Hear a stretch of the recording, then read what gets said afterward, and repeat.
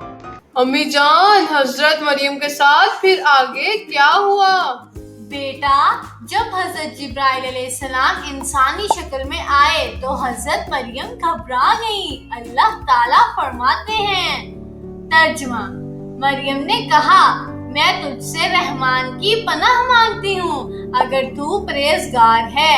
امی، وہ ڈر کیوں گئیں؟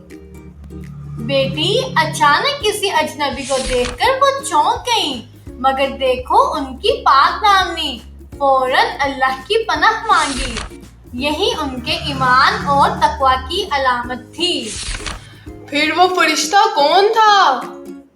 اللہ نے اپنے پیارے فرشتے حضرت جبرائیل علیہ السلام کو بھیجا تھا۔ انہوں نے کہا، ترجمہ: میں تو صرف تیرے رب کا رسول ہوں تاکہ تجھے ایک پاکیزہ لڑکے کی خوشخبری دوں۔ اوہ، تو یہ حضرت عیسیٰ کی خوشخبری تھی؟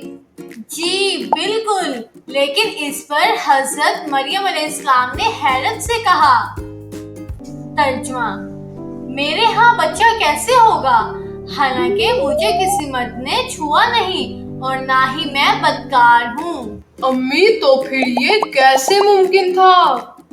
اللہ کی قدرت سے بیٹا، حضرت جبرائیل علیہ السلام نے کہا، ترجمہ: ایسا ہی ہوگا، تیرا رب فرماتا ہے یہ میرے لیے آسان ہے اور ہم اسے لوگوں کے لیے نشانی اور اپنی رحمت بنائیں گے، اور یہ طے شدہ بات ہے۔ واو، یہ تو اللہ کا بڑا معجزہ ہے۔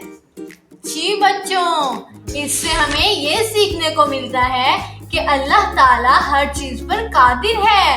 حضرت عیسیٰ علیہ السلام کی پیدائش ایک عظیم نشانی اور اللہ کی رحمت تھی۔ پھر کیا ہوا امی جان؟